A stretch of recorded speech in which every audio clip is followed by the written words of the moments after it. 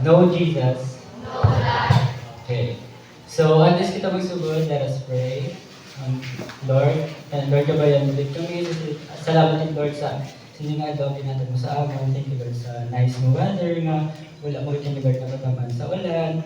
Thank you, man, Lord, for keeping us safe always. Thank you, man, Lord, kayo kinabless mo kami alone daw, Lord. And Lord, igay naman kami. Igay naman ko, Lord, as I deliver my preach tonight. I hope, Lord, nga makatouch man ko sa spiritual life sa mga katao, or I hope, Lord, many. And then, Lord, ibigay pa tayo ng moment. Kaya, Lord, bless our adult and to continue to shower your blessings to us. All we ask in the mighty name of Jesus, Amen.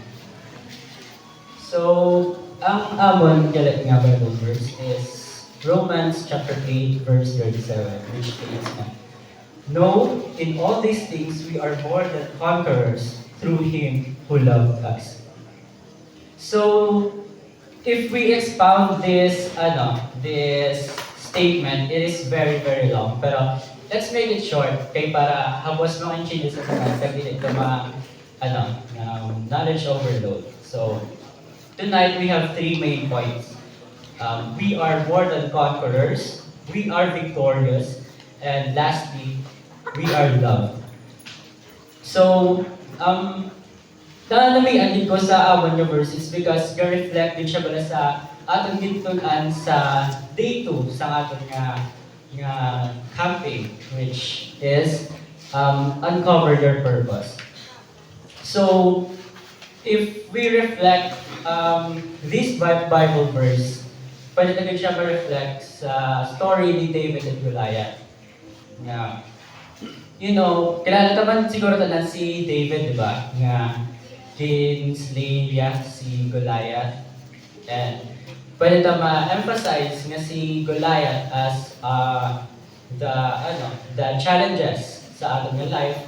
And kita, si David, so, kita yung matao yung gamay lang ta, pero ang ato yung kontra, ng mga problema, yung mga hardships and bishops sa life, pero teka ko, siyempre, hindi man di ba kita gusto sa, sa pangabunday sa kabuhay. Kaya, I hope maka-reflect sa inyo.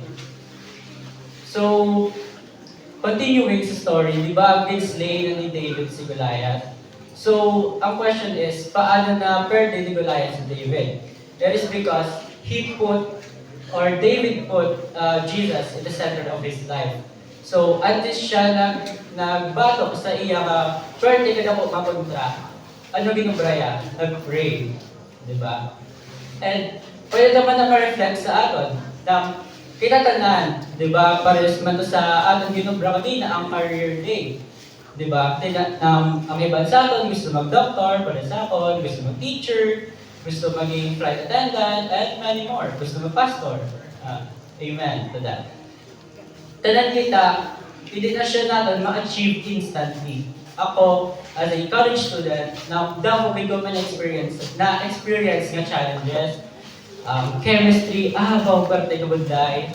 Manong failure na, pero salamat din Lord nadala man siya sa prayers, kaya nakapasar man, makago man sa ng year. And, hindi mo lang ako ang estudyante. For sure ka mo man. And, hindi mo lang siguro tungod lang sa grades kita gapangamuyo, di ba? Gapangamuyo, tapos may problema ta. Example, if may family problems, sorry sa sensitive na topic, pero it is reality din kasi. May problema sa balay, problema sa friends, problema sa ating kaugalingon. Di ba? If we face it with ourselves, good life na siya. Pero, if we put God, Jesus, in the center of our life, we can conquer it all. So, amo na siya ang aton yung first point.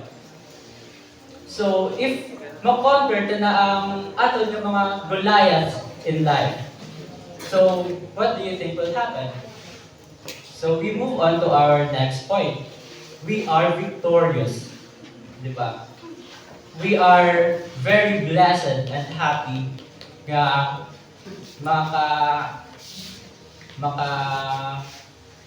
maka-accomplish sa isang bagay nga abi naton blind, naton himo, abi naton kita na ang pinaka-failure na tao sa kalibutan, pero hindi galit.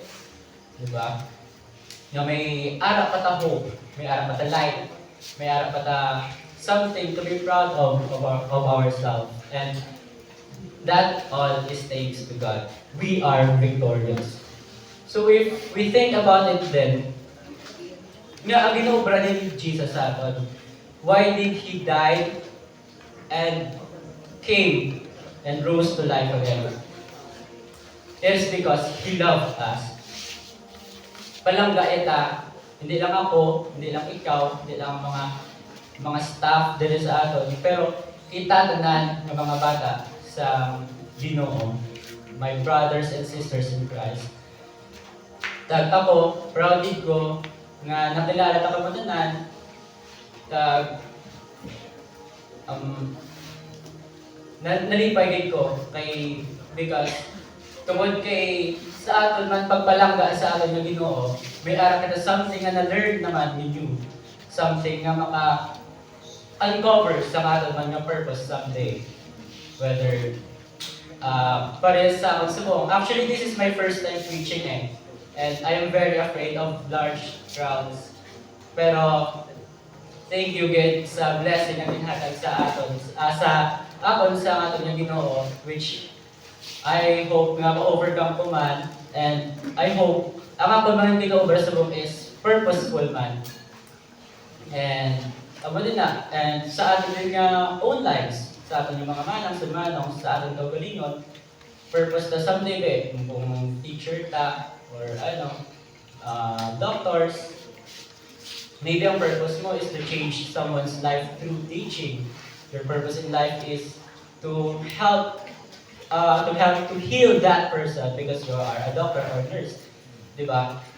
Each and every one of us has our own purpose. And if we put God center of our life, we can achieve it. Wala sa 50-50 kung si Jesus or si Lord ang mag-appoint mo sa iyong mga gusto. Kung 40 ka na, tagdara, dito, ang ni Lord nga mapastor ka, for example, hindi na mapastor ka gid. Kung gusto mo teacher pero ang para sa imo ni Lord ma-doktor ka gid. One day ma-realize sa niya, Lord, thank you kay dili mo ko gimbutang kay nakita ko ang akong yung purpose sa kabuhi. Thank you Lord kay gibuligan mo ko nga conquer ang akong yung mga problema.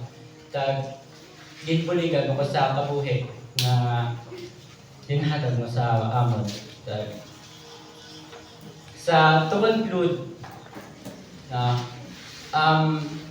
miskin na nakabuday sa kabuhi. Sorry kung liwat-liwat, pero yeah, miskin na nakabuday sa kabuhi, if we put God in the center of our lives, everything is possible with Jesus, with faith, and with His blessings. Thank you.